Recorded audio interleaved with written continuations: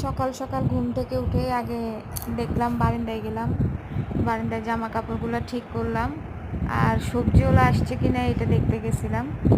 যাই হোক, আজকে সবজিওয়ালা আর আসলো না, তো ঘরে যা আছে তা দিয়েই রান্না করব। এখন আমি আগে ফ্রিজে গেলাম, দেখলাম যে কি কি আছে তাই দেখার জন্য। তো যাই হোক, ফ্রিজের থেকে মাছটা সব বের করে ফেললাম, কারণ আমি সকালবেলা মাছটা যা থাকে, মাংস যা রান্না করি না কেন তা সকালেই বের করে ফেলি, কারণ বরফটা ছুটতে আসলে অনেক টাইম নেয়, সেই জন্য।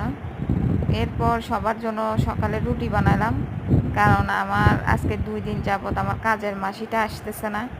সেই রুটি বানায়, কিন্তু এখন সে আসতেছে না, তার জ্বর, তাই। তো রুটি টুটি বানানো হয়েছে, সবাই খাওয়া দাওয়া হয়েছে। এখন ফ্রিজ থেকে সবজি বের করলাম, এই পেঁয়াজ টেয়াজ নিয়ে নিলাম হাতের কাছে। এখন সবজি পেঁয়াজ এগুলো কাটবো। আজকে আসলে এক হাতে কাজ করতে গিয়ে বুঝতে পারছি যে একজন হেল্পিং হ্যান্ড না থাকলে কতটা কষ্ট হয়।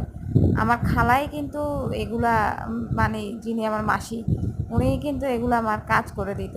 আমাদের ঘরের যে মাসি, এই তরকারি কাটা, ঘর মোছা, ঝাড়ু দেওয়া, যাবতীয় কাজগুলা, রুটিবেলা আমি শুধু রান্নাই করতাম। কিন্তু এই 2-3টা দিন আমি বুঝতে পারতেছি যে উনি না থাকার ফলে আমার কতটা ক্ষতি হয়ে গেছে। যাই হোক, তরকারি কাটলাম, আর তরকারি কাটার সময় ওই যে পেঁয়াজ কাটার সময় দেখলেন না, চোখ দিয়ে পানি, মানে সেটা যে কি কষ্ট। তারপর যাই হোক, তরকারি টরকারি ধুলাম, এখন মাছ টাছ ধুবো। এই মাছ টাছ এই যে সে সকালে ভেজাইছিলাম, এই মাছ এখন মানে কুললো।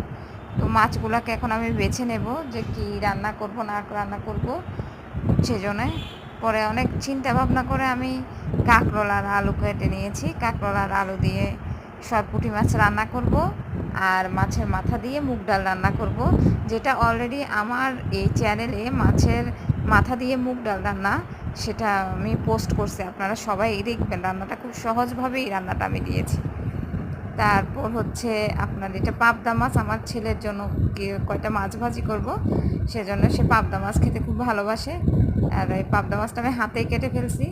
যাই হোক, আমার রান্না বান্না সব কমপ্লিট হয়ে গেছে। আজকে আর রান্নাঘর গোছানো দেখালাম না, কি কি রান্না করছি চলেন সেটা দেখাই। রান্না করতে করতে মনে হলো যে গরম, এই গরমে আসলে এতক্ষণ সময় চুলায় থাকতে খুব কষ্ট হয়ে গেছে। যাই হোক, এটা আমার কাঁকরোল আলুর তরকারি আর মুগ ডাল মাছের মাথা দিয়ে, আর হচ্ছে আমার ছেলের মাছ ভাজি। এখন আমি স্নান করতে যাব, আর আমার ছেলেটাকেও এখন স্নান করাবো। আজকের মতো ব্লগটা এখানে শেষ করলাম। Bye bye.